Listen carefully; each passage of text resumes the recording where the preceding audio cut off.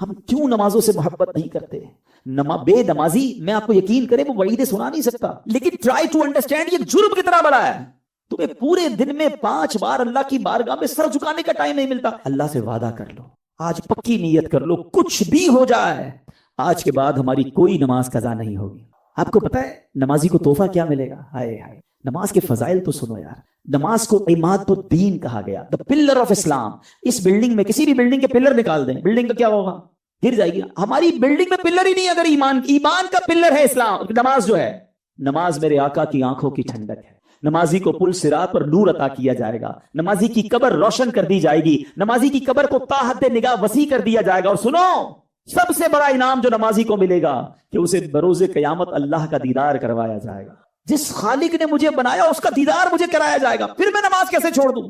اور اس کے برعکس اشجع الاقرا، حدیث کے الفاظ میں بیان کر رہا ہوں، ایک گنجا سانپ بے نمازی پر قبر میں مسلط کر دیا جائے گا، جو قیامت تک نماز نہ پڑھنے کے سبب اسے مارتا رہے گا۔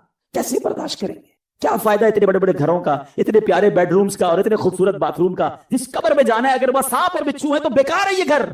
ارے دنیا میں اللہ نے اچھے گھر دیے، قبر بھی اچھی بنانے کی فکر کرو نا، کہ میں مروں تو ادھر بھی چین سے رہوں۔ سب سے پہلا فرض نماز ہے، سب سے پہلی بڑی نیکی نماز ہے۔ لوگ کہتے ہیں وظائف بتاؤ، کیا خوبصورت بات میرے پیر و مرشد فرماتے ہیں، فرماتے مسلمان مرد بالغ کے لیے سب سے بڑا وظیفہ 5 وقت کی نماز ہے۔ نماز پڑھنی نہیں اور وظائف پوچھنے، پہلا وظیفہ نماز ہے۔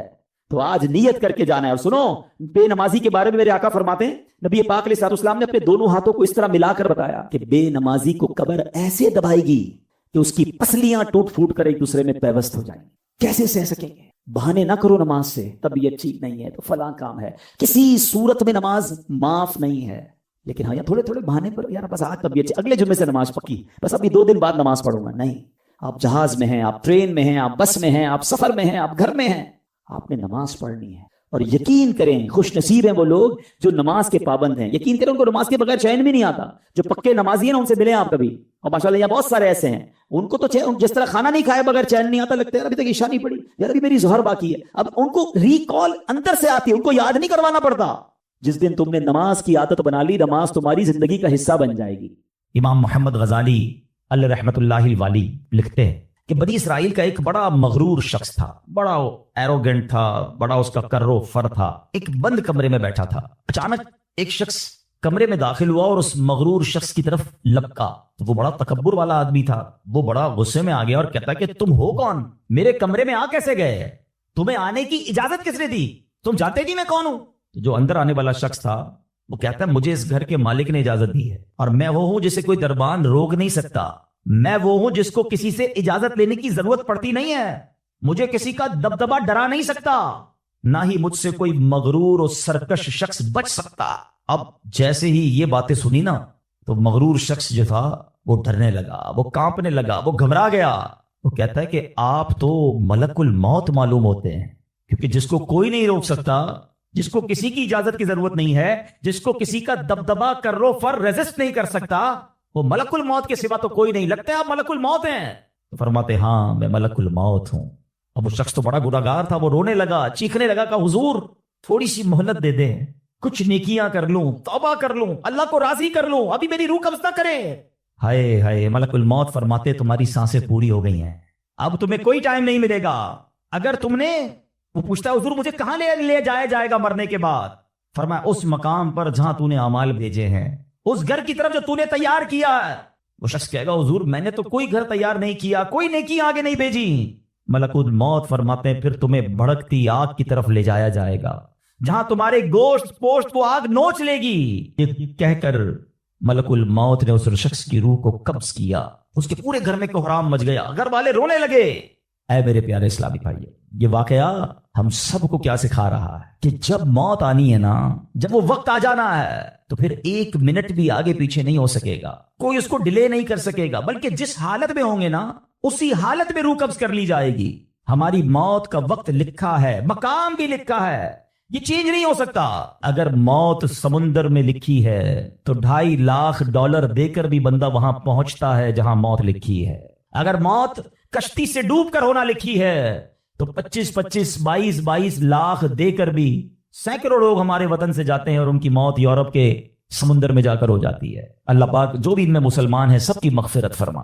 مگر میں نے اور آپ نے اس سے عبرت کیا لی کہ بندہ وہاں پہنچے گا جہاں اس کی موت لکھی ہوئی ہے. ایک بار حضرت سلیمان علیہ نبینا علیہ الصلوۃ والسلام کی بارگاہ میں ایک شخص بیٹھا تھا. آپ کی بارگاہ میں ملک الموت آئے اور اس شخص کو ذرا گھور کے دیکھنے لگے. واپس چلے گئے. وہ شخص کہتا حضور یہ کون تھے جو آئے تھے اور مجھے گھور کے دیکھ رہے تھے؟ فرمایا یہ ملک الموت تھے. کہتا حضور لگتا ہے میری روح قبض کرنے والے ہیں، آپ مہربانی کریں، آپ کی تو ہوا پر حکومت ہے، آپ ہوا کو حکم دیں کہ ہوا مجھے اڑائے اور مجھے ہندوستان لے جائے. حضرت سلیمان بیت المقدس کے علاقے میں رہتے تھے نا. آپ نے وہ حکم فرمایا، ہوا نے اس بندے کو اٹھایا اور ہندوستان پہنچا دیا. کچھ دنوں کے بعد پھر ملک الموت آیا حضرت سلیمان علیہ السلام کی بارگاہ. آپ نے فرمایا تم میرے ساتھی کو کیوں گھور رہے تھے جب آئے تھے تو؟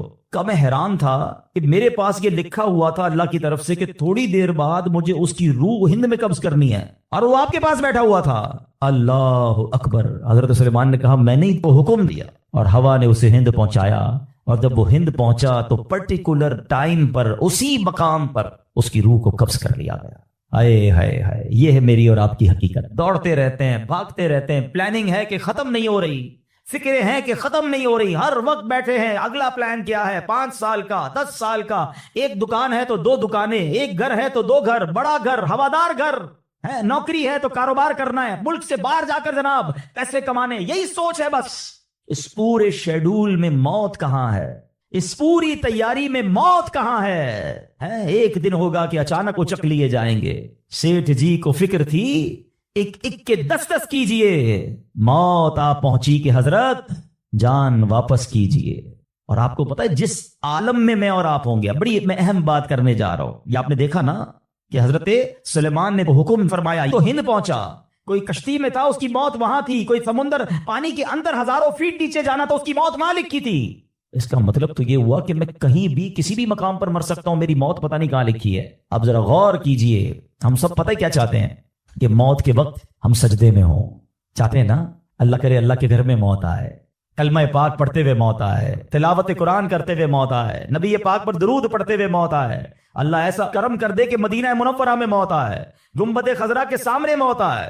یہی تصورات ہے نا. ایک مسلمان چاہتا یہی ہے کہ یار موت آئے تو کسی اچھے عالم میں ہو، کسی بڑی خوبصورت باوضو نیکی کرتے کرتے دنیا سے جاؤں. تمنا تو سب کی یہ ہے. اچھا مجھے ایک بات کا جواب دیں، یہ کیسے ممکن ہے کہ کوئی بندہ صبح سے شام تک نماز نہ پڑھے اور کہے موت سجدے میں آئے، صبح سے شام تک مسجد میں نہ آئے اور تمنا یہ کر رہا ہے کہ مسجد میں موت آئے، باوضو رہتا ہی نہیں ہے تو کیسے امید رکھ رہا ہے کہ باوضو موت آئے، قرآن کھول کر پڑھتا ہی نہیں ہے تو کیسے امید کر رہا ہے کہ تلاوت کرتے کرتے موت آئے.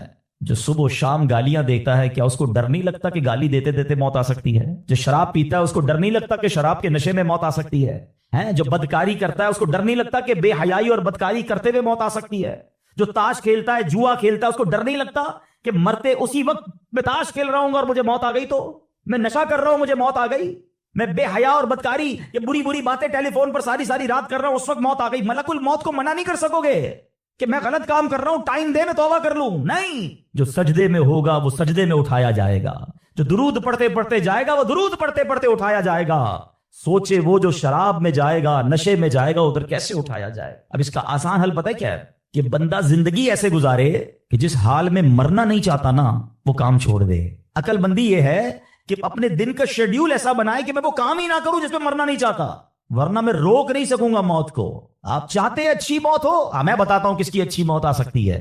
جو ماشاءاللہ 5 ٹائم پابندی سے نماز پڑھتا ہے، جو روزانہ تلاوت قرآن کرتا ہے، جو بار بار تسبیح نکال کر تسبیح بھی پڑھتا ہے، درود بھی پڑھتا ہے، جو دکان پر بھی جاتا ہے تو نماز کا ٹائم ہو تو نماز کے لیے کھڑا ہو جاتا ہے، جو حلال روزی کماتا ہے، جو گناہوں سے اپنے آپ کو بچاتا ہے. ارے اس کی تو 24 گھنٹے میں کبھی بھی موت آنی ہے. سبحان اللہ. وہ رات کو سوتا ہے تو باوضو سوتا ہے، اس نیت سے سوتا ہے کہ فجر میں اٹھنا ہے. رات کو بھی جائے گا تو انشاءاللہ شہید کا مرتبہ پائے گا. دن میں کسی وقت موت آئے گی تو کوئی اچھا ہی کام کر رہا ہوگا نا.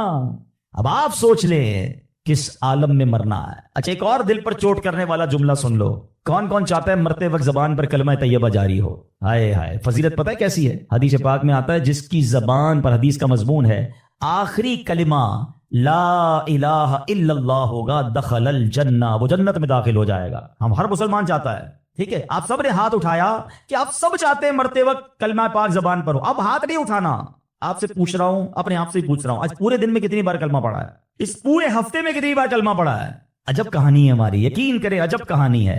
مرتے وقت سب کو کلمہ چاہیے، زندگی میں کلمہ پڑھنے کا ٹائم نہیں ہے. اللہ اکبر. سکرات کو جانتے ہو کیسا ہوگا؟ زبانیں سخت ہو جائیں گی, بندہ اتنی تکلیف میں ہوگا کہ کوئی لفظ ہی نہیں نکلتا منہ سے. ہمارا تو بخار میں لفظ نہیں نکلتا, سکرات کی کیا بات کروں میں. جس وقت زبانیں بھاری ہوں گی کلمہ کیسے ادا ہوگا جب تم نے زبان کو عادی نہیں بنایا.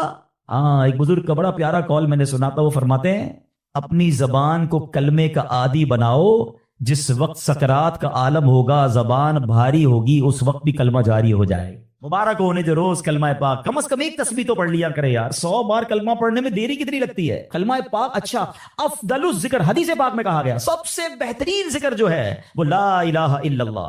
کتنا کرتے ہیں ہم؟ سوچے نا, ہم اب اپنے آپ کو کتنا دور رکھے ہوئے ہیں اپنی موت کی تیاری سے, اپنی آخرت کی تیاری سے, اپنی قبر کو روشن کرنے کی تیاری سے.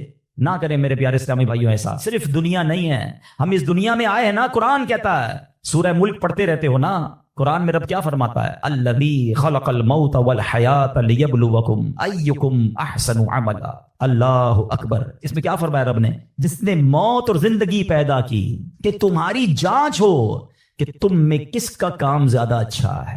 میں اور آپ جو آئے نا دنیا میں, واٹ از دا ریزن, موت اور زندگی کو پیدا کرنے کا مقصد یہ ہے کہ چیک کیا جائے کون اچھے کام کر کے آتا ہے. یعنی آسان لفظوں میں ہم سب کو امتحان کے لیے بھیجا گیا ہے. ہم اس دنیا میں آئے ہیں, ہمارا ٹیسٹ ہو رہا ہے. آپ کہیں یار اتنا بڑا ٹیسٹ, ہاں یہ 50 60 70 سال کا ٹیسٹ ہے. اور اس کے بعد جو اچھے اعمال لے کر جائے گا, 3-4 گھنٹے کے امتحان کے بعد ایک کلاس آگے بڑھتے ہو نا, ایک آپ کا درجہ آگے بڑھتا ہے. تھوڑا ٹیسٹ بڑا ہے مگر انعام ایسا ہے کہ جنت میں داخل ہو گئے تو پھر کبھی نکالے نہیں جائیں گے. ہاں, قرآن کہتا ہے ہم فیہا خالدون, ہمیشہ ہمیشہ جنت میں رہیں گے. اگر جنت میں جانا ہے تو یہ ٹیسٹ پاس کرنا ہے. یاد رکھیے, صحابی رسول حضرت طارق محاربی رضی اللہ تعالیٰ فرماتے ہیں, اللہ پاک کے آخری نبی صلی اللہ تعالی علیہ وسلم نے مجھے نصیحت کرتے ہوئے فرمایا, یا طارق استعد للموت قبل الموت, اے طارق مرنے سے پہلے موت کی تیاری کر لو. ہاں, یہ نبی پاک نے فرمایا. اچھا, میں ایک سوال کرنا چاہتا ہوں. اگر میں آج آپ سے ایک سوال کروں کہ کسی ہم میں سے کسی کو پتا چل جائے کل کا دن آپ کی زندگی کا آخری دن ہے اور کل رات آپ دنیا سے چلے جائیں گے, ایک دن ہے آپ کے پاس, ایک مسلمان اس ایک دن کو کیسے گزارے گا؟ سچ بتائیے. کیا وہ کل دکان پہ جا کے کاروبار کرے گا؟ کیا وہ کل جا کے پیسے ڈبل کرنے کی کوشش کرے گا؟ کیا وہ کل جا کے فرنیچر مارکیٹ میں فرنیچر بنوائے گا؟ یا کل جا کے ماد اللہ دوستوں کے ساتھ فلم دیکھنے گیا چاہے گا چلو یار آخری دن ہے ذرا موج مزے کر لوں؟ یہ کیا کرے گا؟ اگر عقل مند مسلمان ہوا تو ایک دن ہے تو مسجد میں گزارے گا, تلاوت میں گزارے گا, توبہ میں گزارے گا, ذکر و اذکار میں گزارے گا, ہیں اللہ پاک سے معافی میں گزارے گا, کیونکہ آخری دن ہے. یہی کرو گے نا اگر پتا چل جائے. مجھے بتاؤ کہ ہمیں پتا ہے ہمارا آخری دن ہے کہ نہیں ہے؟ ہمیں تو کل کی بات چھوڑے آج رات کا نہیں پتا ہے, تو پھر کیوں تیاری نہیں کر رہے؟ پتا چل جائے تو تیاری کریں گے. میں تو پہلے ہی بتا رہا ہوں آپ کو. آپ میں سے کتنے لوگ بیٹھے جن کو پتا ہے کل صبح تک زندہ رہیں گے؟ مجھے بھی نہیں پتا, آپ کو بھی نہیں پتا. جب پتہ ہی نہیں ہے تو پھر کیوں تیاری نہیں کر رہے, پھر کیوں توبہ نہیں کر رہے, پھر کیوں حرام کی طرف ہم جاتے ہیں؟ خدا را یاد رکھیے میرے پیارے اسلامی بھائیوں, قبر میں جا کر اتنا پچھتاوا ہوگا گناہگار کو. بلکہ روایتوں میں آتا ہے, پیارے آقا علیہ السلام نے فرمایا جس کا مضمون ہے مرنے کے بعد نیک بھی پچھتائے گا گناہگار بھی پچھتائے گا. عرض کی حضور گناہگار پچھتائے گا, یہ تو سمجھ آتا ہے, نیک کیوں پچھتائے گا؟ فرمایا گناہگار تو گناہ کی وجہ سے پچھتائے گا, حدیث کا خلاصہ ہے. فرمایا نیک اس لیے پچھتائے گا جب وہ آخرت میں نیکیوں کا اجر دیکھے گا نا تو وہ کہے گا کاش میں اور نیکیاں کر لیتا, وہ جو فضول ٹائم ضائع کیا تھا اس میں اور اللہ کا ذکر کرتا, اور نوافل پڑھتا, اور عبادت کرتا. تو یقین جانیے میرے پیارے اسلامی بھائیوں, یہ زندگی, یہ جو ہماری سانسیں چل رہی ہیں نا, ابھی چانس ہے ہمارے پاس, جتنی نیکیاں کرنی ہے کر لیں. جس دن سانس بند ہوئی نا اس دن عمل نہیں ہوگا,